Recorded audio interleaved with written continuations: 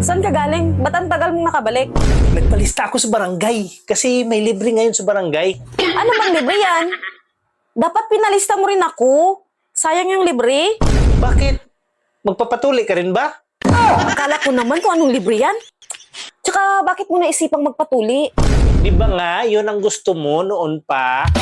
Ngayon ka pa magpatuli kung kailan hindi natatayo? Sa dagat ka pa tumira, tinubuan na ng talabayan.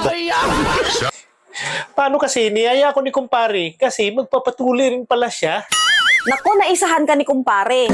Bakit mo naman nasabing isa na ako ni kumpare? Isabay nga kami mamaya magpatuli. Kaming dalawa nakalista ron. Hindi yun magpapatuli si kumpare. Kasi tuli na yun. Nagpapatawa ka. Mas alam na alam ko kasi kanina lang magkausap kami. Naku, sinasabi ko sa'yo.